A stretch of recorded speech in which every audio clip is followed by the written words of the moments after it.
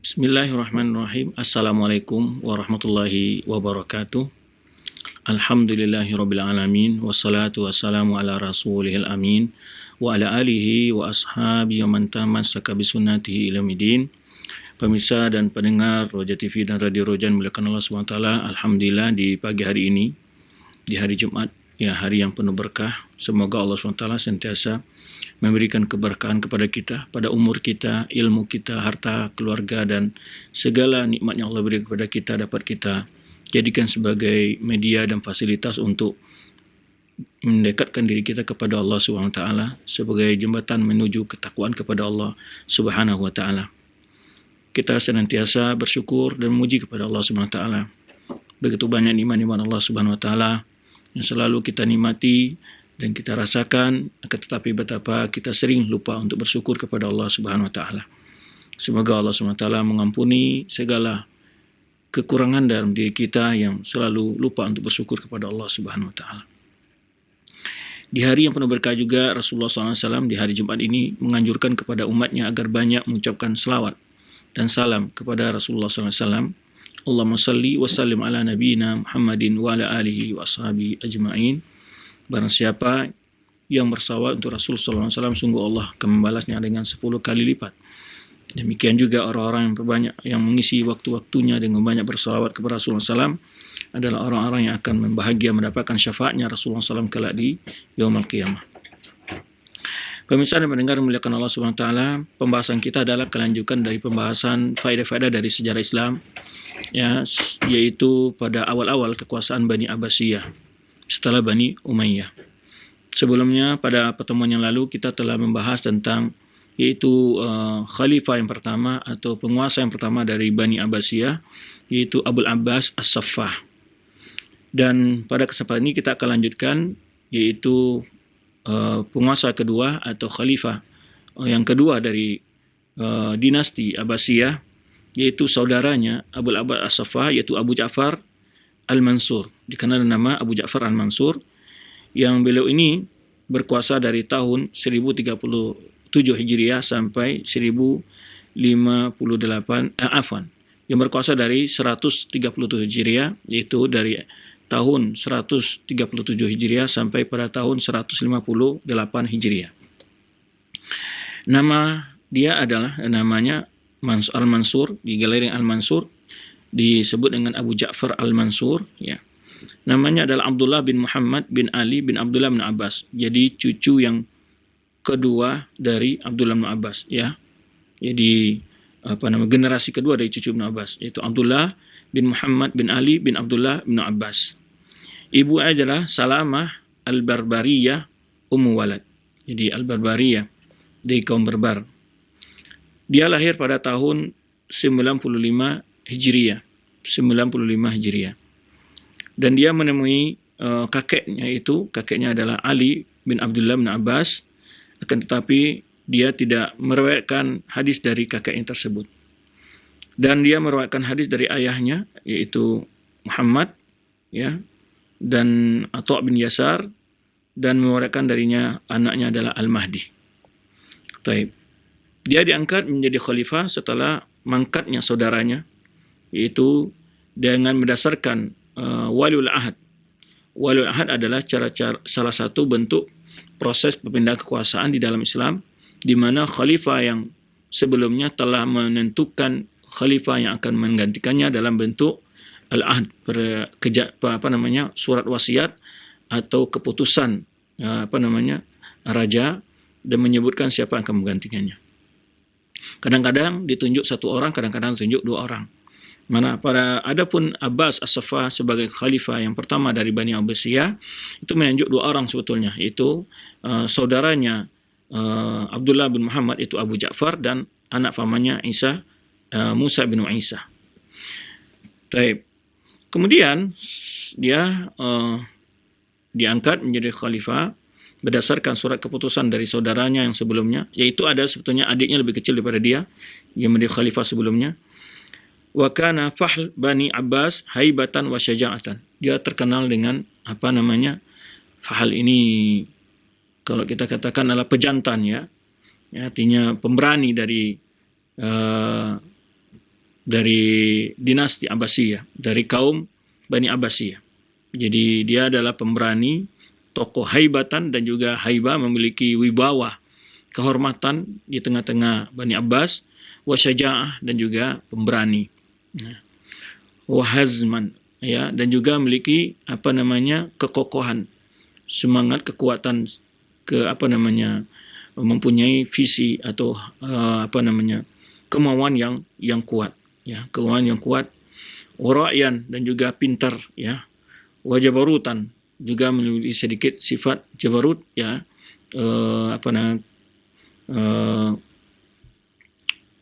kebesaran, ya, dalam memerintah. Jama'an lil mal, orang yang banyak memiliki harta. Tarikan lillahi wal'ab, dan tidak suka bermain-main atau hal-hal yang sia-sia. Ini sifatnya Abu Ja'far Al-Mansur yang dinukil oleh Imam Suyuti dalam kitabnya Tarikh Al-Khulafa. Jadi sifat-sifatnya adalah dia pemberani, ya, memiliki kewibawa yang sangat disegani, ya, memiliki kemauan yang begitu kokoh, ya, kepintaran dan juga ketegasan. Kemudian juga jama' lil mal, ya, sangat banyak memiliki harta.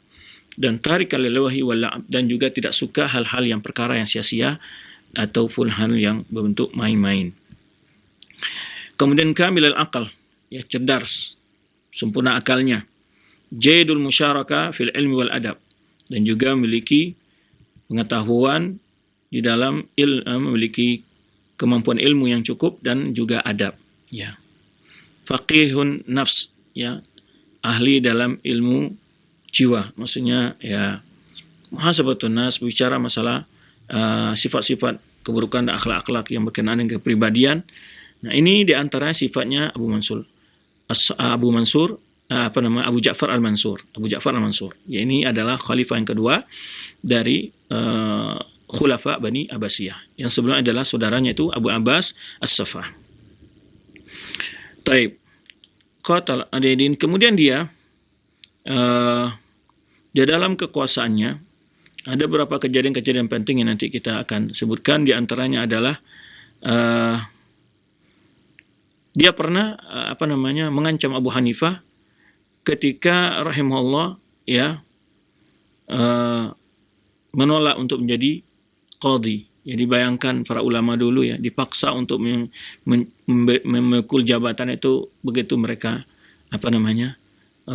takut dan terhadap tanggung jawab sebuah jabatan. Bukan mengejar-ngejar, apalagi sampai melakukan hal-hal yang tidak pantas untuk mendapatkan jabatan itu, ya. Kemudian juga alasannya adalah ada riwayat menyebutkan bahwa ada pendapat-pendapat yang tidak disukai dari pendapat Abu Hanifah oleh Abu Ja'far Al-Mansur, ini antara hal yang menyebabkan dia ditangkap. Kemudian wakana fasihan balighan, dan dia juga seorang yang fasih. Kalau kita bahasa kita mungkin orator, ya, ini pintar berbicara, fasihan balighan, ya, orator. Mufawwahan khaliqan lil imarah. Ini mufawwahan sangat tegas, kemudian sangat cocok untuk memimpin kekuasaan. Ini memimpin kekuasaan dari segi kepribadiannya, keberaniannya, wibawanya, kecerdasannya, ya, kemudian kepintarannya di dalam berbahasa, berpidato. Maka sifat-sifat seperti ini mesti kita tularkan dan kita sebarkan kepada anak-anak didik kita. Bagaimana mereka bisa berbicara di hadapan khalayak ramai, ya, jika dia menjadi pemimpin ke depan, dia memiliki kemampuan untuk bicara. Maka di sini penting sekali belajar bahasa, ya, karena dalam bahasa itulah salah satu keutamaan para nabi diberikan Allah itu adalah terutama Rasul sallallahu alaihi wasallam adalah yaitu al-jawami'ul kalim. Jadi kalimat yang singkat, padat, tapi isinya penuh makna, luas maknanya. Maka ini salah satu bentuk hal yang membantu untuk tersampainya pesan-pesan, baik dia sebagai seorang khatib, da'i, dan juga ini juga penting ilmu ini sebetulnya. Maka para ulama-ulama kita juga punya perhatian terhadap ilmu ini, ya, terutama dalam berbahasa. Ini perlu juga kita miliki keterampilan seperti ini, ya, atau dengan ilmu yang sekarang disebut dengan public speaking, ya. Nah, karena dengan begitu dia bisa mempengaruhi orang, ya. Maka dalam hadis sebutkan wa inna minal bayani la sihra. Di antara orang yang pintar berorator, berbicara itu bisa menyihir, angkan demikian. Hadis ini banyak faedah diambil para ulama. Di antaranya adalah ada dzam, yufidu dzam, ada yang menyatakan yufidul madah. Yufidul dzam adalah orang-orang yang bicara untuk menguatkan kebatilan sehingga menyihir orang lain terpengaruh dengan pemikirannya. Itu dzam, mazmum. Ya, tetapi bila dia pintar menjelaskan kebenaran, ya, dengan dalil-dalil, dengan kalimat-kalimat yang tepat, ini juga penting untuk diberikan keterampilan ini oleh lembaga pendidikan kepada siswa-siswinya, ya, sehingga mereka mampu menjelaskan maksud-maksud dari ayat Al-Quran, dari hadis-hadis Nabi SAW, dari perkataan-perkataan sahabat dan para salafus soleh. Ini hari ini juga kita saksikan betapa banyak para pendai-pendai yang ilmunya masih dangkal, ya, tetapi karena dia pintar dalam berbicara, ya, banyak orang terpengaruh dengan pemikirannya, termasuk para penyeru-penyeru kepada bid'ah, ya, dengan bahasa-bahasa yang memukau para pendengarnya. Dan itu kita saksikan hari ini. Maka di antara keistimewaan India ini adalah fasihan balighan. Nah, ini terbiak-terbiak begini karena tidak mungkin, ya, umat ini lepas dari kepemimpinan, bahwa mesti ada yang kita menciptakan generasi-generasi yang siap tampil untuk menjadi pemimpin. Maka kita bekali dengan berbagai kemampuan-kemampuan yang mendukung ke arah sana, ya. Jadi kalau kita ingin pemimpin-pemimpin yang baik, ya dari sekarang dipikirkan, mulai dari membentuk ilmunya, kepribadiannya, dan juga bahasanya. Kemudian mufawwahan khaliqan lil imarah, jadi sangat tepat untuk sebagai seorang pemimpin dia ini, khaliqan, ya, sangat pantas menjadi seorang khalifah dia dari berbagai perbekalan yang dimiliki oleh Abu Ja'far Al-Mansur ini.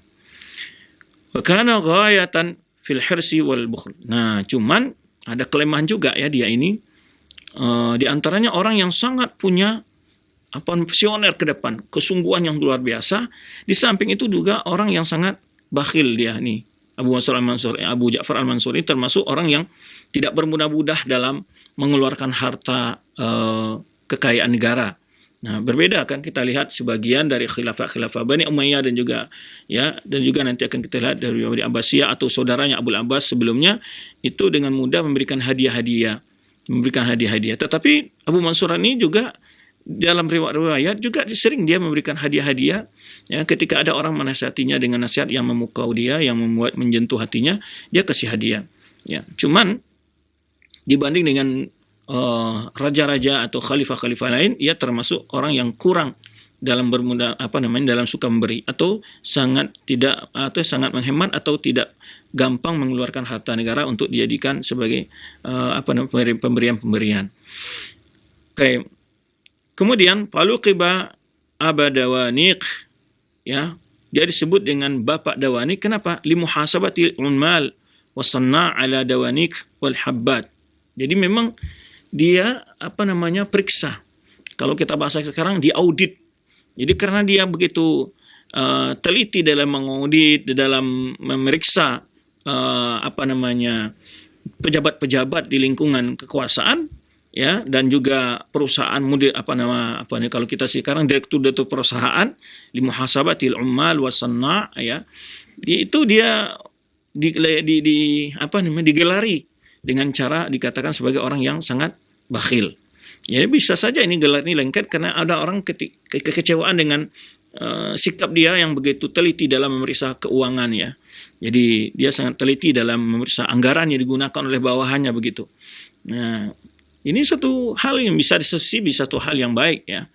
Hal bisa sisi yang baik, bisa satu sisi juga bisa hal yang buruk. Ketika umpamanya perkara-perkara yang tidak penting menjadi hal yang diperhitungkan juga tidak, atau hal yang penting menjadi hal-hal yang tidak diperlukan, tidak dibuka, umpamanya dikeluarkan anggaran untuk hal-hal yang betul.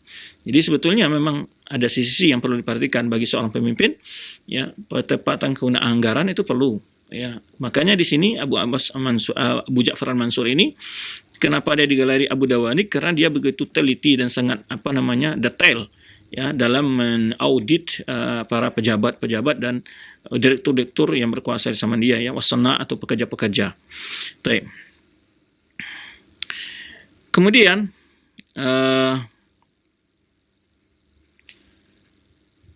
dia menjadi khalifah, ya.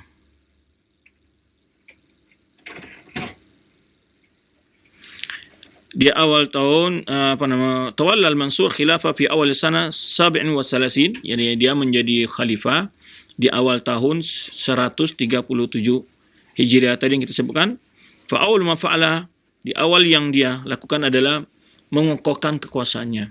Karena jelas ya di masa Abu Abbas As-Saffah masih banyak di sana sini keributan-keributan, kegaduhan-kegaduhan, karena memang masih dalam masa transisi perpindahan kekuasaan dari Bani Umayyah kepada Bani Abbasiyah.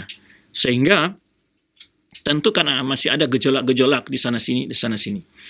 Nah, di antaranya adalah kita tahu di awal yang membantu berdirinya kekuasaan Bani Abbasiyah ini adalah ada namanya Abu Muslim Al-Khurasani, dan dia ini adalah didukung oleh kaum-kaum Persia. Setelah dia banyak memiliki pengaruh besar, ya, Abul Abbas membaca dia ini di mana punya tujuan-tujuan untuk kembali berkuasanya kaum Persia. Sehingga Abu Muslim Al-Khurasani perlu mewaspadai gerakan dia ini. Abu Mas'ud Al-Ja'far mewaspadai gerakan Abu Musa Al-Khurasani. Nah, ini antara hal yang, dan juga ada gejolak-gejolak yang lain yang meminta ingin merebut kekuasaan. Termasuk diantaranya keturunan Hasan bin Ali di Madinah dan beberapa tempat lain termasih terjadi gejolak-gejolak baik dari bekas penguasa-penguasa Bani Umayyah. Nah, ini usaha-usaha yang di awal yang dia lakukan. Kemudian, ya. Kemudian pada tahun 138 Hijriah, dakhala Abdurrahman bin Muawiyah bin Hisham bin Abdul Malik bin Marwan al-Umawi ila Andalus. Kita kenal di mana di bagian Afrika Islam sudah menguasai bagian Algeria yang disebut Aljazair, Tunis dan seterusnya. Nah, di waktu runtuhnya kekuasaan Bani Umayyah, itu sebagian dari tokoh-tokoh mereka berusaha lari ke arah Afrika ini, dan akhirnya ada namanya salah seorang, yaitu Abdurrahman bin Muawiyah bin Hisham bin Abdul Malik. Ini cucu dari kedua dari Abdul Malik. Kita tahu ya, Hisham bin Abdul Malik ini adalah penguasa yang cukup adil juga, ya, yang punya pengaruh besar. Nah, cucunya itu, ya, anak dari Muawiyah bin Hisham. Nah, itu yang menyeberangi lautan ke Andalus, ya, dia berenang, ya, disebutkan dalam sejarah, ya, maka dia dapat menguasai daerah Andalus. Sehingga saat itu dia, karena di Andalus agak jauh dari Baghdad, dan kondisi di Andalus terjadinya ketika transisi perpindahan kekuasaan dari Bani Umayyah ke Abbasiyah, tentu daerah-daerah yang jauh dari pusat kekuasaan mengalami berbagai gangguan-gangguan, dan juga banyaknya pemberontak-pemberontak yang ingin mengambil kesempatan untuk menguasai kondisi. Nah, ini perlu kita waspadai. Maka setiap ada kekacauan, pasti semua orang akan mencari peluang untuk mendapatkan kekuasaan, ya, akan berusaha mendapatkan kekuasaan. Nah, itu biasanya, makanya selalu pentingnya menjaga sebuah keamanan bangsa itu, karena semua orang yang punya rencana akan memiliki mengambil kesempatan, ya, akan mengambil kesempatan saat itu. Kita lihat saja, ya, jangankan negara ini lagi negara sedang masih terkendali saja, banyak orang-orang yang berusaha membuatkan berupaya untuk memiliki pengaruh-pengaruh kekuasaan. Nah, saat itu di Andalus terjadi semacam perebutan kekuasaan antar suku juga, antar kabilah, antar Arab dan non-Arab, atau Arab antara Yamaniyin dengan Kisiyin namanya. Nah, ini terjadi perebutan-perebutan itu. Akhirnya ketika masuknya Abdurrahman ini, dan dia dikenal terbasai keturunan dari penguasa Bani Umayyah, maka banyak orang yang datang mendekati dan mengangkat dia untuk mendamaikan, mengendalikan kondisi yang ada di Andalus. Walaupun di situ juga ada perwakilan penguasa dari Abbasiyah, namun dia belum dapat mengendalikan situasi dan kondisi. Akhirnya berhasil Abdurrahman ini membentuk kekuasaan, yaitu Bani Umayyah di Andalus. Nah, ini salah satu faedah. Itu faedah manhajiyah, pemahaman yang perlu kita pahami semua. Ada semacam fikrah, ada semacam pemikiran dari suatu aliran mengatakan bahwa kita harus dipimpin oleh satu khalifah saja. Dan tidak boleh terpecah belahnya kaum muslimin. Ini memang bagus. Memang begitu yang diharapkan Islam. Tapi kemungkinan itu sudah tidak memungkinkan lagi. Sekarang dunia sudah terbagi-bagi, negara sudah terpecah belah dan terbagi-bagi, masing-masing sudah punya pemimpin. Maka ulama kita yang hidup di masa Bani Abbasiyah, dan juga yang waktu itu ada juga Bani Umayyah, tidak pernah berpikir untuk memaksakan salah satu daripada pemimpin dua pihak ini, baik Bani Umayyah maupun Bani Abbasiyah, memaksakan untuk mengalah, tidak memungkinkan. Akhirnya mereka tetap menganggap sahnya kekuasaan Bani Umayyah dan sahnya kekuasaan Bani Abbasiyah. Nah, dari sini kita dapat karena hukum-hukum agama itu penerapannya dilihat dari masalah dan mafsadanya.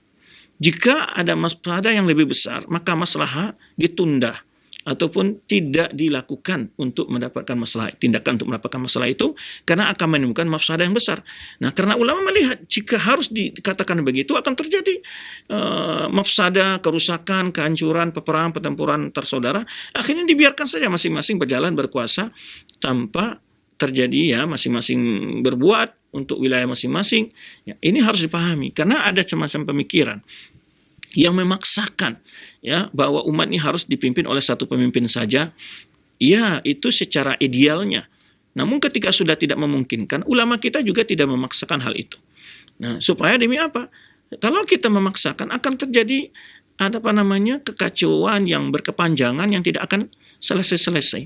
Nah, akhirnya ulama kita yang hidup di masa itu melihat kondisi itu tidak memaksakan untuk harus kaum muslimin di bawah satu penguasa. Dan tetapi perlu kita ketahui asas memecah belah setelah negara ini bersatu itu adalah haram, tidak boleh. Kalau negara itu satu, kemudian ada upaya-upaya memecah belah, ingin memecah wilayah atau inginnya melepas dari wilayah, melepaskan wilayah diri dari wilayah dari kekuasaan yang resmi, membentuk wilayah baru, itu dalam Islam jelas diharamkan dan tidak dibolehkan. Jadi Islam ada dua sisi. Dari sisi tindakan preventif, sebelum terjadi Islam menegaskan hal itu perbuatan yang dilarang. Maka Islam mengharamkan sekali adanya upaya-upaya melakukan hal-hal yang mengkudeta ataupun upaya-upaya untuk melemahkan kekuasaan yang sedang berkuasa. Itu tidak boleh, diharamkan mutlak. Namun bila sudah terjadi terbagi karena jarak yang jauh seperti antara Baghdad dengan Andalus, dan ulama tidak memaksakan juga karena melihat kondisi dan situasi yang tidak memungkinkan untuk mengembalikan terjadinya satu wilayah yang sudah terpecah belah itu. Nah, ini kenapa saya sampaikan ini, karena ada gerakan-gerakan yang mengatasnamakan dalam mempersatukan umat dengan sistem khilafah. Mereka memaksakan pemikiran mereka, padahal hal seperti itu memang itu hal yang ideal, betul, tetapi harus diukur kondisi yang disebutkan oleh Rasulullah SAW, di mana nanti kata Rasulullah SAW bahwa masa khilafah kenubuahan yang bentuk mengikuti kenabian itu adalah kata Rasulullah SAW sana. Khilafatul nubuwah salah sunah sebenarnya hadis dari Maula Rasul Safinah menjelaskan bahwa masa khilafan yang bentuk menuntun ke arah kenabian yang mengikuti cara pola-pola khilafatul nubuwah itu hanya salah sunah sana. Kemudian Rasul mengatakan summal muluk, tuma akan ada kerajaan-kerajaan yang banyak, penguasa-penguasa yang banyak. Ini kabar tentang kejadian kauniyah, kehendak Allah kauniyah. Maka dari itu perlu dijelaskan hal ini biar kondisi yang ada ini dijaga dan tidak membuat manuver-manuver yang menghabiskan energi baik negara, umat untuk hal-hal perkara yang akan membawa kepada perkara kerugian baik bagi negara maupun bagi umat Islam. Taib. Kemudian di sana Istaula alaihi imtadad ayyamuhu, jadi berkuasalah Abdurrahman Ad-Dakhil namanya, dikelilingi Abdurrahman Ad-Dakhil di Andalus. Kemudian kekuasaannya di Andalus sampai pada abad ba'da arba'mi'ah. Jadi sampai pada abad ke-5 Hijriah dia berkuasa di Andalus itu. Wa kana Abdurrahman hadza min ahli ilmi wal adl. Ya, Abdurrahman ini adalah termasuk dari orang yang berilmu dan juga adil dalam pemerintahannya. Nah, ini juga perlu kita katakan bahwa inti dari kekuasaan itu adalah keadilan.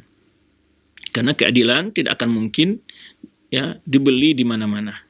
Didapatkan dengan harta tidak mungkin. Itu adalah melalui penegak keadilan yang resmi. Jadi tidak mungkin untuk diperjuangkan oleh kelompok-kelompok, karena yang memberikan keadilan itu mesti pihak yang resmi menegakkan hukum.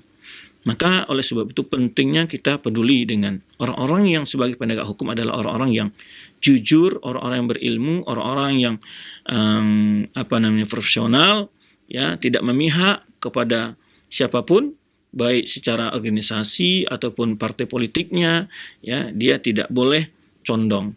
Karena sebenarnya disebutkan oleh Syaikhul Islam Taimiyah, Allah kadang-kadang mengekalkan negara kafir karena berdasarkan keadilan. Dan orang menyebut hancurnya sekarang-karang kekuasaan Islam karena di dalamnya tersebut kezaliman. Tapi bukan seperti yang dipahami oleh sebagian tokoh, bahwa di situ lebih baik memimpin kafir daripada pemimpin muslim. Bukan begitu maksudnya. Yang dimaksud ditekankan oleh Islam di situ adalah maksudnya pentingnya keadilan. Bahwa kekuasaan itu akan langgeng dengan adanya keadilan. Dan runtuhnya sebuah kekuasaan dan hancurnya sebuah negara, hancurnya sebuah dinasti adalah ketika terjadinya kezaliman. Nah, oleh sebab itu, salah satu modal untuk menjaga persatuan dan kesatuan bangsa ini adalah dengan menegakkan keadilan seadil-adilnya tanpa pandang bulu. Jangan menjadi sebuah hal yang impian yang tidak nyata dalam kehidupan berbangsa negara kita. Kita melihat adanya perbuatan-perbuatan yang tidak sepantasnya terjadi oleh pelaku-pelaku penegak hukum, dengan tidak menindak orang-orang yang berada satu barisan dalam partai politik sama dia dan menyikat semua orang-orang yang bertentangan partai politik dengan dia. Ini tidak benar. Tegakkan keadilan itu walaupun terhadap saudara sendiri, bahkan terhadap anaknya sendiri. Sebenarnya Rasulullah SAW tegaskan, seandainya kalau Fatimah binti Muhammad yang mencuri, ketika ada wanita Makhzumiyah yang mencuri, kemudian Usama bin Zaid mencoba untuk melobi Rasulullah SAW agar tidak dipotong tangannya. Rasulullah menegaskan, sekalipun putriku Fatimah yang mencuri, aku akan potong tangannya. Demikian hendaknya dalam menegakkan keadilan. Jangan karena ini dia adalah partai kita atau partai yang sedang berkuasa lalu dilindungi atau diberi peluang untuk menyelamatkan diri dari jeratan hukum segala macam, ini tidak boleh. Demikian pula para pengacara, para pembela. Para pembela boleh sesuai dengan data yang ada, tetapi tidak boleh membuat kepalsuan data demi membebaskan kliennya daripada tuntutan hukum yang jelas-jelas dia tahu bahwa kliennya ini telah melanggar hukum. Jika Anda berusaha membela suatu orang yang telah jelas-jelas melakukan hukum, Anda termasuk orang yang sama dan pelakunya di akhirat akan diazab oleh Allah Subhanahu wa taala. Jangan dikira hal itu hal mudah bagi Anda. Bagi pembela boleh dilakukan pembelaan, takut terjadi kezaliman terhadap klien yang sedang dengan fakta-fakta yang ada. Jangan sampai ada pembebanan melimpahkan kasus-kasus membebani pelaku dengan hal-hal yang tidak pernah dilakukannya kesalahannya. Itu boleh dilakukan hal-hal itu. Tapi kalau memang ada data-data yang valid dan dia tidak boleh melakukan perlawanan terhadap data-data yang sudah valid itu dan dia tahu, lalu mencari celah-celah hukum untuk membebaskan kliennya, ini juga tidak boleh. Jadi itulah pentingnya betapa indahnya Islam jika orang kena tahu bahwa Islam itu bukan berarti akan berpihak dalam menegakkan keadilan, bahkan kepada orang kafir sekalipun. Maka Allah SWT katakan, wala yajrimannakum syana'anu qaumin alla ta'dilu i'dilu huwa aqrabu bittaqwa. Jangan menyebabkan rasa benci kamu terhadap sekelompok kaum membuat kamu tidak berlaku adil. Berbuat adillah. Karena adil itu bagian dari ketakwaan. Sangat dekat kepada ketakwaan. Nah, ini oleh sebab itu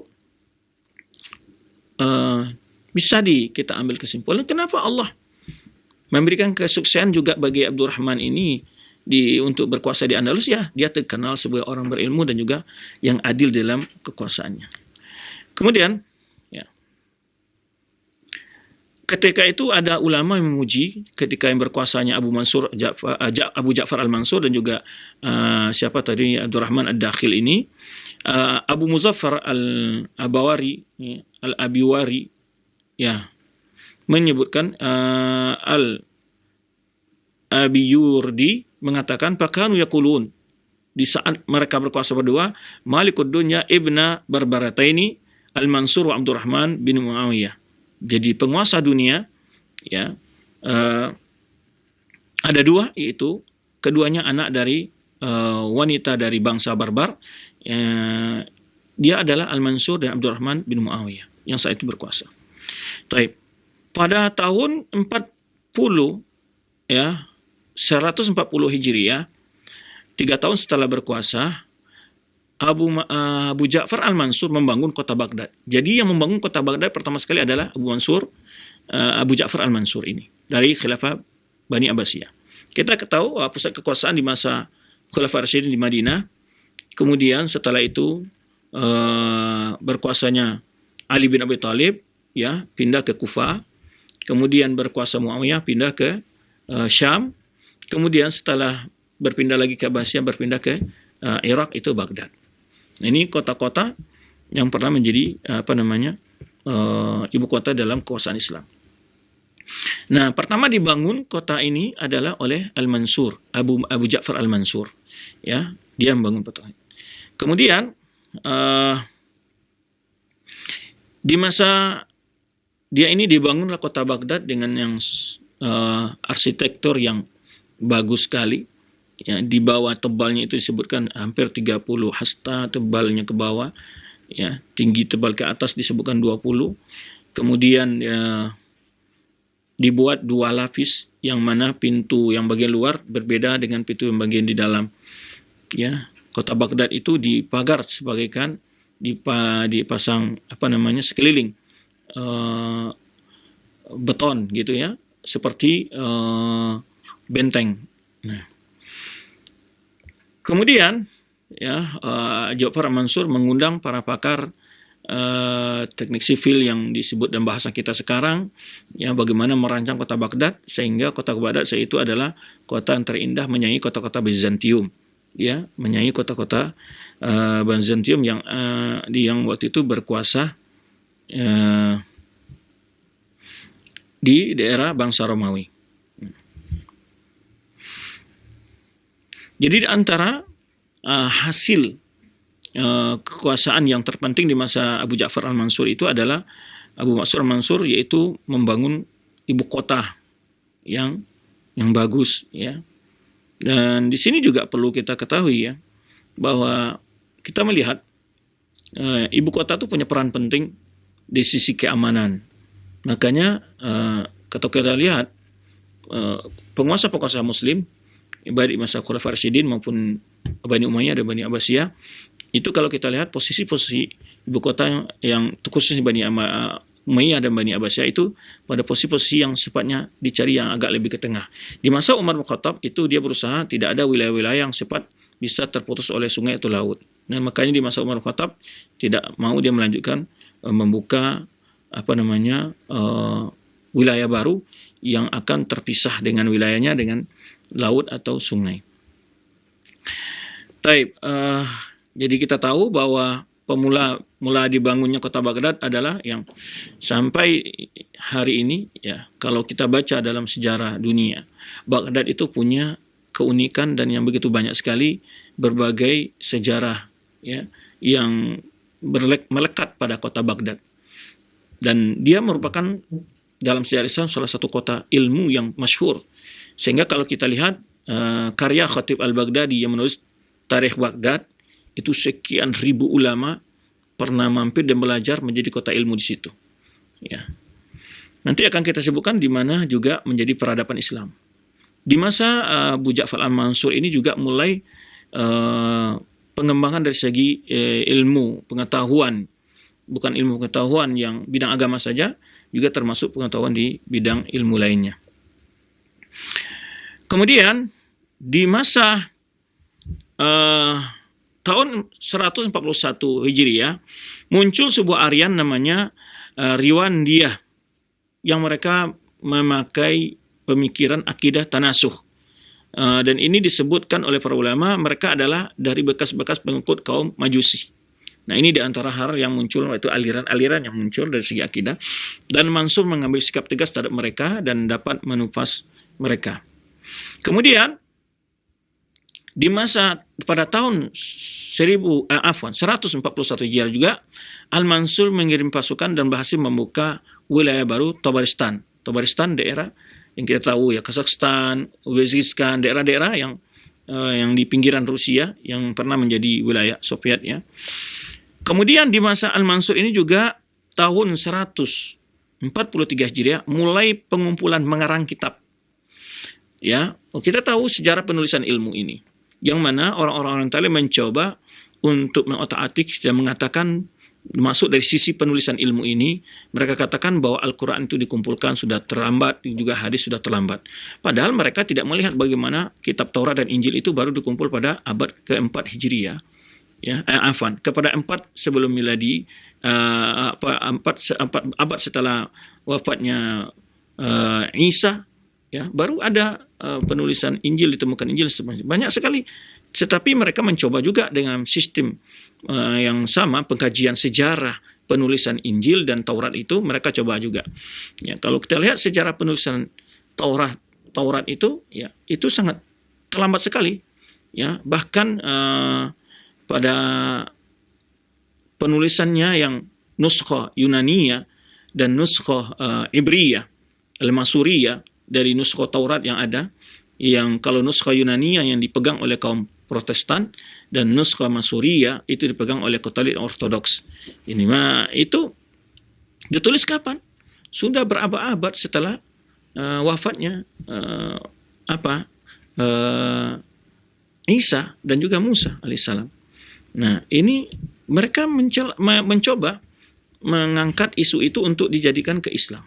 Kita tahu bahwa kalau Al-Quran sudah dibukukan di masa Rasulullah SAW, sudah ditulis, memang belum terbukukan. Ya, beda antara ditulis dengan dibukukan. Tapi sudah terkumpul di satu tempat. Kemudian dibukukan di dalam satu bundel, yaitu di masa Abu Bakar Siddiq anhu. Kemudian tulang lagi pengulisannya di masa Utsman bin Affan. Adapun hadis-hadis Nabi SAW memang belum terkumpul dalam dibukukan, belum. Tapi ada yang mencatat. Banyak ya catatan-catatan hadis, dan secara resmi baru diperintahkan oleh Umar bin Abdul Aziz kepada Imam Az-Zuhri, ya, Muslim bin Syihab Az-Zuhri, memerintahkan untuk mengumpul hadis Rasulullah SAW, membukukannya. Nah, kemudian berlanjut penulisan ilmu itu, pembukuan ilmu ini pada masa Abu Ja'far Al-Mansur ini pada tahun 143 Hijriah. Ya, syara'a ulama Islam fi hadzal asr fi tadwinil hadis wal fiqh wat tafsir. Mulailah ulama Islam pada masa ini, yaitu mengarang, membukukan hadis-hadis, juga hal-hal yang berkaitan dengan fikih dan tafsir. Di antaranya seperti Ibnu Juraid, seorang ulama di Mekah, ya, Imam Malik mengarang kitab Al-Muwatta di Madinah, kemudian Al-Auza'i di Syam, Ibnu Abi Arubah, wa Hamad bin Salamah ghairihima bil Basra, ya, wa Ma'mar bil Yaman, itu ada kitabnya Al-Ma'mar, wa Ibnu Rashid, wa Sufyan Ats-Tsauri bil Kufah, wa Sanaf Ibnu Ishaq Al-Maghazi, ya, mulailah muncul kitab-kitab. Jadi Islam itu sudah lebih dahulu ya memiliki dengan istilah pengumpulan, pencatatan ilmu atau pembukuan ilmu. Lebih dahulu ya. Barat masih dalam keadaan gelap gulita waktu itu. Tetapi Islam sudah memiliki. Apalagi seperti pertama sekali kitab hadis yang sangat populer, itu kitab Muwatta Imam Malik. Ya. Kemudian Abu Hanifah juga mengarang kitabnya Fiqhul Akbar dan juga beberapa kitab lainnya. Ya, summa ba'da yasir sanaf Hisham wal Lais wa Ibnu Luhai'ah, mereka semua mengarang kitab Ibnu Mubarak, Abu Yusuf wa Ibnu Wahab. Wa kasura tadwinul ilmi wa tabwibuhu, sehingga banyaklah ilmu-ilmu yang sudah dibukukan dan juga disusun. Ya. Kemudian juga waduwinat kutubul Arabiyah walau tarikh, dan juga termasuk dalam itu bukan ilmu fikih dan ilmu tafsir dan ilmu hadis saja, termasuk juga ilmu bahasa Arab, ya, kemudian sejarah, tarikh, ya, sejarah, wa iyamun nas. Wa qabla hadha asr kana imma yatakalamuna min hifzihim, tetapi sebelum itu mayoritas para ulama hanya melalui hafalan, ya. Kemudian yarwun al-ilm min sahifa sahiha ghair martabah, atau mereka meriwayatkan dari catatan-catatan yang mereka tulis dari guru-guru mereka, tetapi belum tersusun. Yang umpamanya hadis-hadis tentang taharah dikumpulkan dalam satu bab, hadis-hadis tentang wudhu satu bab, belum tersusun. Begitu. Ghair murattabah mubawwabah. Nah, ini yang dimaksud. Kemudian wakan al-mansur awal, kemudian juga terjadi di sini penjelasan.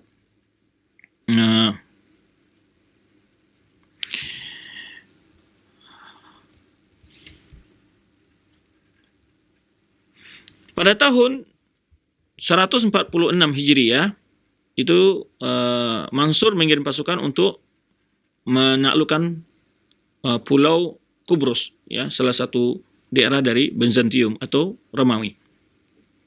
Pada tahun 147 juga itu Mansur memecat, ya, pamannya Isa bin Musa dari wilayatul Ahd yang sebelumnya sudah ditunjuk untuk sebagai pelanjut kekuasaan oleh saudaranya Abul Abbas As-Saffah. Dia pecat dari putra mahkota istilahnya. Wa kana Safa ahda ilaihi min ba'dil Mansur. Padahal sebelumnya saudaranya Abu Abbas As-Saffah telah menunjuk Isa bin Musa ini sebagai pelanjut setelah Al-Mansur, ya, pelanjut kekuasaan setelah Mansur, ya, atau sebagai putra mahkota. Kemudian setelah itu Al-Mansur menunjuk anaknya Al-Mahdi untuk sebagai penerus kekuasaan atau sebagai waliul ahd.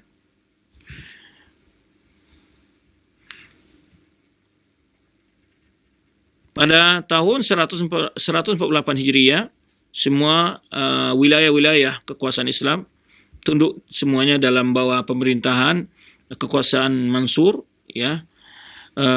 Yang kecuali yaitu yang kita sebutkan tadi Jaziratul Andalus, karena itu dikuasai oleh Abdurrahman bin Mu'ayyah Al-Mawi Al-Marwani. Taib. Kemudian pada tahun 147 Hijriah baru selesai pembangunan yaitu kota Baghdad. Jadi dimulai pada tahun 140, hampir 7 tahun membangun kota Baghdad itu, ya. Taib.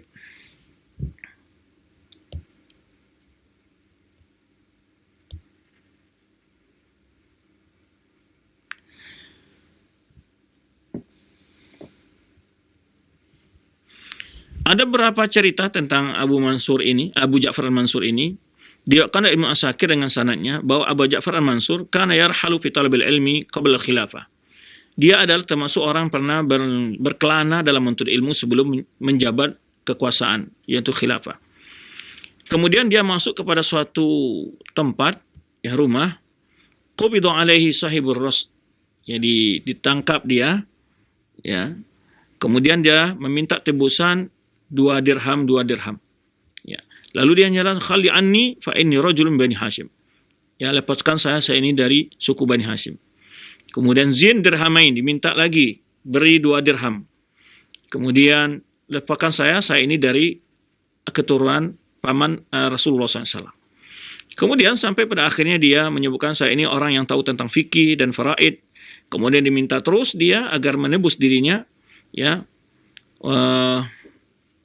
Kemudian karena dia harus menebus dirinya, walizma jam' amal, ke akhirnya dia berusaha untuk mencari penebus dirinya yang dia ketika masuk suatu tempat tadi dia dipajak begitu, ya. Dan akhirnya dia berusaha untuk membayar, tidak bisa dilepaskan oleh orang tersebut ketika dia tertangkap dalam suatu perjalanan menuntut ilmu. Kemudian juga diriwayatkan Al-Mansur pernah berkata, ya, al-khulafa arba'atun. Jadi kata dia, khulafa yang benar khalifah ada 4 orang, Abu Bakar, Umar, wa Utsman dan Ali. Wal muluk arba'ah. Sedangkan penguasa raja adalah 4, Muawiyah, Abdul Malik, wa Hisham wa ana, katanya. Dia menyebutkan Muawiyah, Abdul Malik, kemudian Hisham bin Abdul Malik. Diriwayatkan dari Anas bin Malik, dakhaltu ala Abi Ja'far al-Mansur faqala man afdal ba'da Rasulullah SAW. Jadi di sini melihatkan bahwa dia adalah mencintai para sahabat dan khulafa rasyidin dan juga mencintai Bani Umayyah. Jadi termasuk dia memuji di sini, ya. Makanya diriwayatkan dari oleh Malik bin Anas tentang Al-Mansur ini bagaimana pandangannya terhadap khulafa rasyidin. Apakah dia mengakui kekhalifahan Abu Bakar, Umar, Utsman, Ali atau bagaimana? Di sini Abu Ja'far Mansur bertanya kepada Anas, man afdalun nasi ba'da Rasulullah, siapa manusia yang terlebih afdal setelah Rasulullah SAW? Qultu Abu Bakar wa Umar, adalah Abu Bakar dan Umar.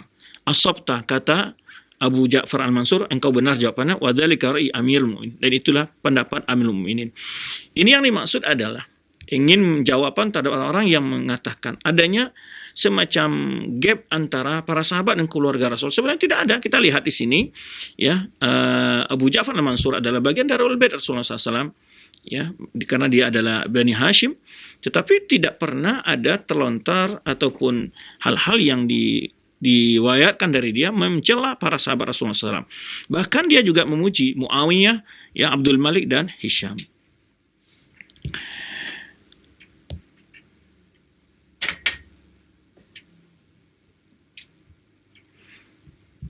Nasihat Mansur untuk anaknya Al-Mahdi disebutkan sini. Diwakilkan dari beberapa jalan bahwa Mansur berkata kepada anaknya Al-Mahdi, "Wahai ya Abu Abdullah, wahai anakku." Ya, Abu Abdullah, dia memberi kunyah kepada anaknya Abu Abdullah. Al-khalifatu la yasluhu illa taqwa.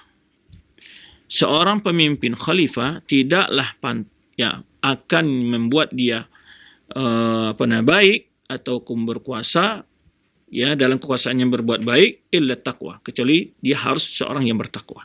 Jadi maksudnya sini memerintahkan kepada anaknya, kalau kamu nanti berkuasa, jaga hal, yaitu yang penting kamu jaga adalah ketakwaan kepada Allah SWT. Kemudian wasultan la yuslihuhu illa ta'ah. Kemudian kekuasaan itu juga tidak akan bisa jalan, ya, kecuali adanya ketaatan dari rakyat kepada penguasa. Jadi di sini disebutkan oleh beliau, seorang pemimpin itu khalifah tidaklah akan berjalan baik kecuali seorang khalifah itu orang yang bertakwa. Kemudian kekuasaan itu juga tidak akan bisa berjalan baik kalau rakyatnya tidak taat kepada pemimpinnya. Wa ra'iyatu la yusluha, dan rakyat pun tidak akan menjadi baik illal adl, kecuali keadilan. Ini kalimat-kalimat yang dikatakan oleh para pemimpin-pemimpin yang dia pernah menjadi pemimpin, yang dia merasakan apa yang dibutuhkan oleh dia, oleh rakyatnya, dan juga oleh kekuasaannya. Jadi walaupun kalimat ini kayaknya sepele, mestinya mendapat suatu pesan bagi kita. Seorang pemimpin, biar kepemimpinannya itu diberi taufik berkah oleh Allah SWT, mesti dia harus bertakwa kepada Allah SWT. Bagaimana bentuk ketakwaan kepada Allah SWT? Maka dia harus, terutama hubungannya dengan Allah, ibadahnya kepada Allah. Dia membekali dirinya dengan ilmu agama, itu yang penting dulu. Ya, kemudian mengamalkan dan menerapkan hukum-hukum Allah pada rakyatnya. Ya, karena yang terbaik, yang tahu bagaimana yang terbaik untuk manusia adalah pencipta manusia itu sendiri. Maka itulah pemimpin yang bertakwa. Kemudian kekuasaan itu tidak akan berjalan kalau rakyatnya nggak bisa taat kepada penguasa. Jadi ini timbal balik, bukan hanya dituntut penguasa saja baik, kalau rakyat tidak baik juga nggak akan jalan. Sebalik juga begitu. Ya, rakyat baik kalau penguasa juga tidak baik, juga tidak akan jalan kekuasaan, tidak akan menemukan sebuah keadilan, ketenteraman di dalam sebuah negara. Kemudian rakyat itu juga tidak akan baik kalau tidak diperlakukan dengan adil, kata dia. Ini nasihat-nasihat ini berulang-ulang. Kita tidak mengupas dalil-dalil daripada Al-Quran Sunnah. Yang wajibnya kita harus berlaku adil, banyak sekali dalil-dalilnya. Di antaranya 7 jenis orang yang akan mendapat naungan Allah di akhirat kelak. Ya, di mana tiada naung kecuali naung Allah SWT, di saat di padang mahsyar umpamanya yang penuh panasnya matahari segala macamnya. Di antaranya yang mendapat naungan Allah adalah al-imamu adil, pemimpin yang adil. Nah, oleh sebab itu sekarang bagi kita, ya, bagi kita sekarang yang memiliki posisi-posisi, yang memiliki kekuasaan, bagi kita yang sekarang beri amanah oleh Allah SWT, mendengarkan nasihat-nasihat ini. Orang-orang yang sudah pernah berkuasa dan dia mengetahui apa kelemahan-kelemahan dalam kekuasaan yang dia rasakan. Maka dia katakan rakyat itu tidak akan baik kalau tanpa diperlakukan dengan adil. Jadi kalau penguasa pemimpin meminta rakyatnya, tenanglah kalian, beginilah kalian. Tapi kalau berikan keadilan, insya Allah mereka akan berlaku dengan baik, akan taat sebetulnya. Yang ketaatan itu ini juga ada timbal balik. Kalau penguasa minta taatnya rakyat kepada dia, dia harus menunjukkan keadilan, amanah dalam berkuasa. Kemudian seorang rakyat, ya, kalau ingin aman, tentram, taati pemimpinnya. Tentu ketaatan itu seperti mana terbatas, seperti yang disebutkan oleh Rasulullah SAW, la ta'ata lil makhluq fi ma'siyatil khaliq. Tidak boleh taat kepada makhluk dalam rangka bermaksiat kepada Allah Subhanahu wa taala. Kemudian lagi kata nasihatnya ini, Al-Mansur ini kepada putranya, wa aulan nasi bil afwi aqdaruhum 'alal uqubah. Manusia yang paling pantas untuk memaafkan itu orang yang paling bisa melakukan sebuah hukum kepada orang lain. Di saat dia punya kesempatan untuk menghukum, untuk membalas dendam, saat itu dia memaafkan. Subhanallah, ini akhlak, ya. Ini melihatkan kita tadi kan mendengar bagaimana dia juga belajar ke ulama, dia juga punya ilmu, ya. Dan nasihat-nasihatnya sangat menyentuh sebetulnya, ya. Ini barangkali sebagai pemimpin, penguasa, gubernur, bupati, apapun menteri, dia mendengar hal-hal seperti ini, ya, bahwa bagaimana seorang pemimpin itu, ya, sifat yang paling tepat bagi dia adalah pemaaf terhadap rakyatnya yang keliru, yang salah. Maka dia katakan, manusia yang paling pantas untuk memaafkan yang lain itu adalah saat dia sangat mungkin untuk membalas kejahatan orang kepada dia, dan dia maafkan. Inilah yang paling pantas untuk memberi maaf orang lain. Wa anqasun nasi akal man zalama man huwa dunahu. Subhanallah. Manusia yang paling kurang akalnya adalah yaitu orang yang menzalimi orang yang di bawahnya. Ya, karena dia dihina, subhanallah. Ini subhanallah, kata-kata memang muslim. Manusia yang paling kurang akal itu adalah, kalau bahasa kita mungkin bahasa yang paling kasarnya mungkin, manusia yang paling kurang ajar, manusia yang paling kurang akalnya itu adalah orang yang menzalimi orang yang di bawahnya. Ya, sebagai pimpinan menzalimi karyawannya, orang tua menzalimi anaknya, maksudnya orang di bawahnya dia ditindas. Ini orang yang paling kurang akalnya ini, gitu. Ya, dia sudah dibawa, ditindas lagi. Ya, semakin terperosoklah kehidupannya dia. Subhanallah, kadang-kadang kalimat-kalimat yang keluar dari orang-orang berilmu, ya, membuah sebuah inspirasi, nasihat-nasihat yang sangat dalam pada diri kita. Jadi dia sebutkan di sini, manusia yang paling kurang akalnya itu adalah yang menzalimi orang yang di bawahnya dia.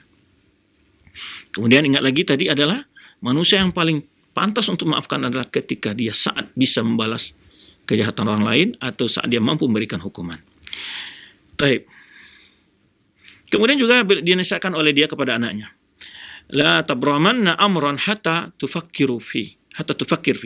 Jangan engkau melaksanakan sebuah tindakan sebelum berfikir akibat dan efek sampingnya bahasa kitanya. Sebelum berfikir dulu, jangan terburu. Jangan lakukan sesuatu sebelum. Fa inna fikratal aqil mir'atuhu, ya, turihi qabihahu wa husnahu. Karena perenungan seorang berakal itu adalah bagian kaca baginya, akan melihat kekurangan dan kebaikan. Jadi berfikir, dan dia bagaikan kaca bagi dia untuk membanding mana yang baik dan buruk. Kemudian dia nasihatkan lagi kepada anaknya, ai bunayya, wahai anakku, istadim ni'mata bisyukur. Jagalah nikmat itu dengan syukur. Subhanallah, ini jelas banyak dalil-dalilnya, ya, bahwa nikmat itu kalau ingin langgeng atau disyukuri. Nikmat itu kalau ingin langgeng disyukuri. Ini kalimat singkat padat maknanya ini. Ya, bagaimana nikmat itu apa saja bentuknya? Ya, mendapat istri yang solehah, mendapat suami yang baik, atau mendapat nikmat anak yang baik, semacam. Ya, disyukuri. Ya, kalau ingin nikmat harta, rezeki, segala macam yang diberikan Allah, jika kali nikmat itu ingin langgeng, ingin bertahan, bersyukur, kata nasihatnya siapa? Abu Mansur kepada anaknya. Ya. Wal maqdiratu bil af. Nah, ini sama dengan nasihat sebelumnya, itu orang yang mampu dia suka memberi maaf. Maksudnya mampu memberikan hukuman tapi yang diberi adalah maaf. Wa ta'atu bit ta'alluf. Kemudian untuk supaya rakyat ketaatan mau taat seorang rakyat kepada pemimpinnya bit ta'alluf, dengan berlemah lembut, dengan memperbaiki berlemah lembut kepada rakyatnya. Wan nasr bit tawadu, yaitu warahmatul linnas, dan kemenangan itu adalah dengan bertawadhu dan berkasih sayang terhadap manusia yang lain. Ini di antara nasihat-nasihat yang disampaikan oleh Al-Mansur kepada putranya. Tentu ini juga bagi kita, ya, sebagai orang tua terinspirasi untuk menyampaikan nasihat seperti ini kepada anak-anak kita, dan juga anak-anak juga mendengar bagaimana nasihat seorang ayah yang dia itu ada khalifah kepada anaknya. Baik. Pada satu kali, ya, dibawa kepada Mansur orang yang sudah siap untuk dihukum. Pada Abi Rajulin wa ada Abi Saif. Ya. Jadi dari Mubarak bin Fadalah ini menyebutkan ada seorang sudah siap untuk dihukum pancung di hadapan bawa kepada Mansur. Jadi Abu Ja'far Mansur. Faqala al-Mubarak. Mubarak ini yang berkata, boleh jadi ini adalah sekretarisnya atau di antara koleganya yang duduk di sekitarnya Al-Mansur. Ya Amirul Mukminin, Sami'tul Hasan yaqul, qala Rasulullah SAW. Ya. Dia sebutkan di sini, aku mendengar, ya, Hasan, jadi Hasan bin Ali, aku mendengar Rasulullah SAW berkata, apabila hari kiamat, qama munadin min indillah yunadi, akan ada yang seorang yang dari sisi Allah memanggil liyakumul ladzina ajruhum 'ala Allah, hendaklah berdiri orang-orang yang pahalanya akan diberikan Allah. Fala yaqumu illa man afa, tidak ada yang berhak berdiri saat itu kecuali orang yang memberikan maaf. Ini faqala Mansur khallu sabilahu, kemudian Khalifah Abu Ja'far Al-Mansur mengatakan biarkan dia, tidak jadi dihukum dengan hukum yang dihukum di pancung. Ini bentuk praktek bagaimana yang dia katakan tadi, ketika sudah saat mampu, ya. Bahkan disebutkan di sini, riwayat lain menyebutkan bahwa yang didatangkan ini adalah orang-orang yang melakukan kudeta, melakukan kesalahan-kesalahan yang berhak untuk dihukum, tetapi dia berikan maaf. Kemudian Abu Mansur akhraja anil Asma'i qala utiya bil Mansur bi rajulin yu'aqibuhu, dibawa kepada Mansur seseorang sudah siap untuk dihukum. Lalu dia berkata, ya Amirul Mukminin, al-intiqam adlun. Lalu orang tadi berkata kepada Abu Ja'far Mansur, ya membalas dendam itu melakukan sesuatu yang dengan adil, keadilan. Ya, membalas sesuai dengan setimpal itu keadilan, kata orang ini. Wa tajawuz fadlun, tetapi memberikan maaf itu sebuah kemuliaan. Nah, keadilan kemuliaan. Membalas dengan setimpal keadilan. Tetapi memaafkan itu adalah kemuliaan. Wa ana nu'idul amir billahi ayarda li nafsi bi awqasin nasibain. Kami ya memohon kepada Allah agar Allah melindungi amir ini mengambil hal yang paling kurang, duna ayyuluha arfa darajatain, dan tidak sampai pada tingkat yang lebih mulia. Ya, maksudnya dia bi awqas yang paling sederhana dari dua sifat tadi, ya adil atau kemuliaan. Nah, lalu dengan kata kalimat itu Abu Ja'far Al-Mansur fa'afa anhu, memaafkan. Jadi subhanallah ya, kelihatan penguasa-penguasa itu kadang-kadang tersentuh dengan nasihat kata-kata yang sangat penuh hikmah gitu. Ini menunjukkan kebaikan kepribadian orang tadi itu. Kebaikan pribadian Abu Ja'far Al-Mansur ini, sehingga berapa kisah ini menunjukkan bagaimana dia hanya disebutkannya sebuah kalimat-kalimat yang mengatakan kalau membalas dengan setimpal itu keadilan, tetapi kalau memaafkan itu adalah kemuliaan, maka itu disebut oleh dia, kami mohon amir kami jangan diberikan yang hal yang lebih rendah dari dua hal itu, ya, tapi berikan keutamaan kepada amir kami. Maka dia pilih hal yang lebih baik. Nah, ini sebetulnya sikap-sikap yang contoh-contoh ya dalam kehidupan pemimpin kaum muslimin dahulu, ya. Kemudian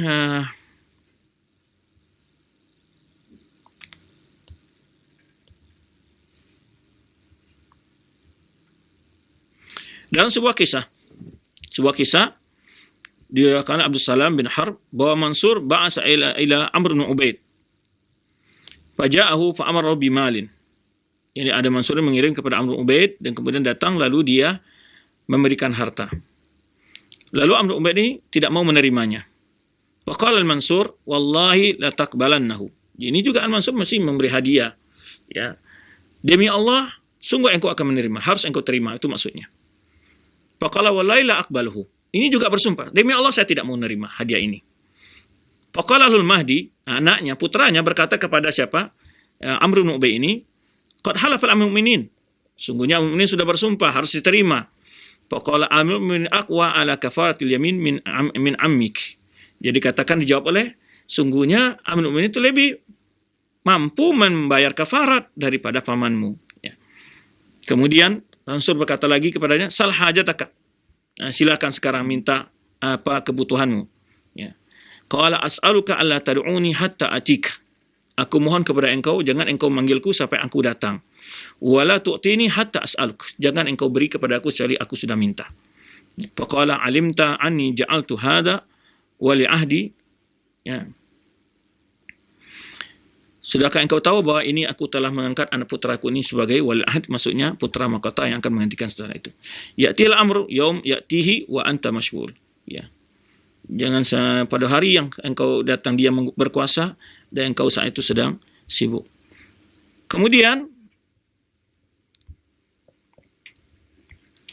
coba lihat seorang qadi mengembalikan Al-Mansur ini menasihati Khalifah Al-Mansur, ya. Sawar menulis kepada Mansur bin Abdullah qadi Basra, ya, disebutkan di situ, tolong engkau lihat tentang suatu tanah, bagian itu maksudnya suatu kaplengan atau suatu bagian tanah, di situ ada terjadi perselisihan siapa pemiliknya. Yatakhasam fulan wal qaid wa fulan tajir. Jadi ada pedagang, ada seorang seorang kita ini pejabat di sisi tentara lagi itu ya, ataupun ya pemimpin peleton atau semacam jenderal lah kalau bahasa kita sekarang, ya, berbeda pendapat dengan berselisih tentang suatu tanah, wilayah tanah. Nah, lalu di kata Mansur ini, itu tanah serahkan kepada pejabat, ya, tentara itu, pejabat ataupun pasukan itu. Ini pasukan ini, seorang kepala pasukan. Lalu siapa nih, Sawar ini membalas, qadhi ini membalas. Katanya qad qamat indi annaha litajid. Tapi ada bukti bahwa ini milik si pedagang. Ya, tidak akan mungkin saya serahkan kepada qaid ini, kepada pejabat ini, kecuali dengan ada bukti. Lalu Mansur menjelaskan lagi, serahkan saja sama pejabat itu. La tatba'ana ila qaid. Kemudian Sawar membalas lagi, wallahi la ilaihu, dan dia balas lagi nih, saya tidak akan mungkin menyerahkannya, mengambilnya dari pedagang, kecuali dengan adanya bihaqqin, kecuali dengan cara yang benar. Kemudian falamma ja'ul kitab qala mala'tuha wallahi adlan sara qudati tarudduni ila al-haq.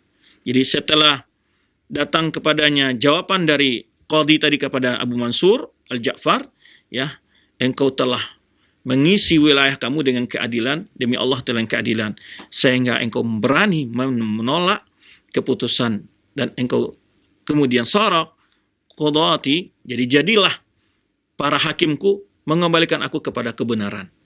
Nah, ini bagaimana, ya, qadhinya yang baik membuat khalifahnya juga baik.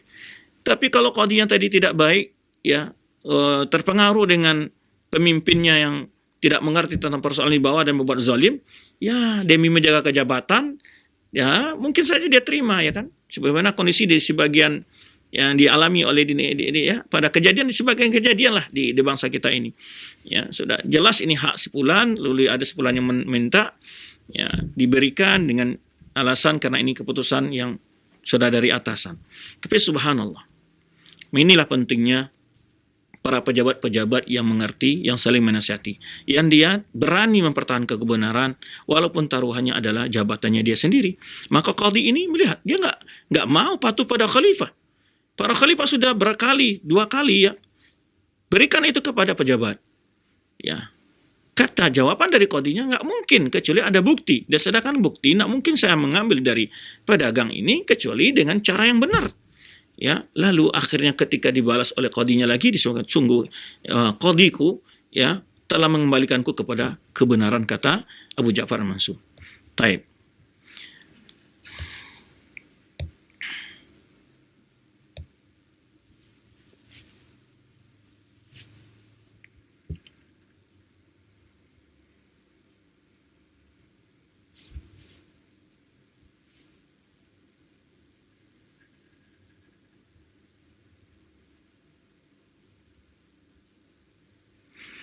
Banyak sebetulnya kisah-kisah yang bagus, ya, dalam kehidupan Al-Mansur ini, ya, sebagai bagaimana keadilan dia, walaupun terdapat juga kelemahan-kelemahan pada dirinya, terutama dalam menyikapi di antara lawan-lawan politiknya, ya, kadang-kadang terjadi dalam riwayat kelihatan adanya kezaliman-kezaliman. Taib.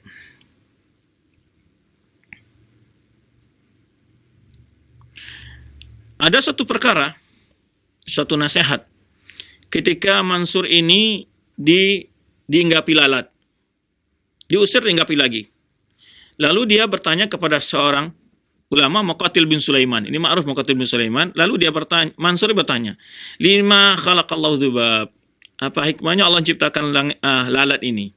Jawaban daripada Muqatil bin Sulaiman ini sangat tajam sekali, dikatakan liudzilla bihi al-jabbarin, untuk menghinakan orang-orang yang penguasa yang sombong, sehingga dihinggapi lalat gitu. Jadi ini diantara kehidupan jika pemimpin dekat dengan para ulama, insya Allah dia mendapatkan pesan-pesan, nasihat-nasihat yang lurus. Bukan ulama-ulama yang mencari jabatan, yang berani menjual iman dan memutarbalikkan fakta dan fatwa demi untuk mendapatkan kedudukan dan harta. Ini tidak bukan itu maksudnya. Kita lihat para ulama-ulama yang dekat dengan Mansur ini bukan, ataupun qadhinya pun tidak mau disetir, artinya jika hal itu tidak sesuai dengan aturan Allah ya dan ajaran agama Islam, mereka berani memberikan bantahan ya, sehingga tetap berjalanlah khalifah itu dalam jalan yang lurus. Nah, ini dibantu, namanya saling membantu dalam meluruskan. Demikian ya yang dapat kita bahas. Semoga apa yang kita bahas ini dapat inspirasi baik bagi kita ya. Kemudian ya.